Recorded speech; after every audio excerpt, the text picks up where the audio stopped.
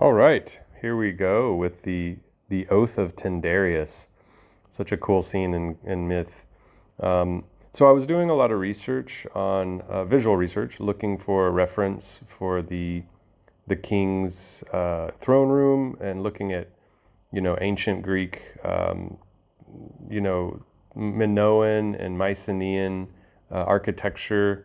And, it's quite limited to find that stuff, but I found a few images that I thought were indicative of that culture and time period, and I was sort of using those as my references. So this is a challenging image because I've got a lot of famous Greek heroes in this image, and I'm excited about it because in the book it'll actually introduce them to the reader, and you can see who each character is in the image tied to the text. And it's a good way to introduce some of the main heroes that are going to be taking part in the Trojan War.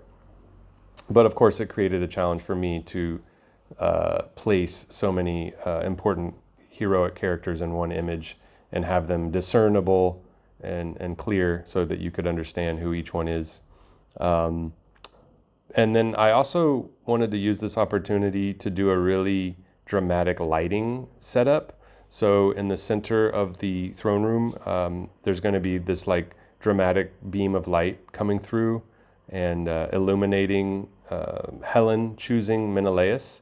So as we get into the color sketch here, you'll see how I start laying in this lighting.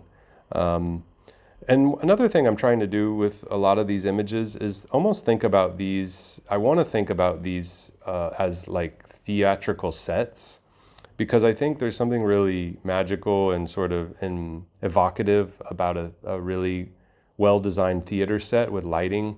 It just feels like, I guess evocative is a good word, or sort of, it's very compelling if you can create the architecture and the lighting in a way that really captures some sort of a tone or a mood, and a culture. So that's the challenge. So, but yeah, always going for theatrical, romantic, evoking wonder. These are the emotions that I'm shooting for. So the designs are in service of that goal. And playing with my values here, always a challenge, making sure that the shapes are reading on top of each other, light on dark, dark on light. Helen is quite bright in her costume and her skin tone and stuff, so I'll probably have to tone her down a little bit in the final image because I think she's popping a little too much. But yeah, this is a really cool lighting scenario, and I hope you enjoy the final image when you see it, and hopefully it does justice.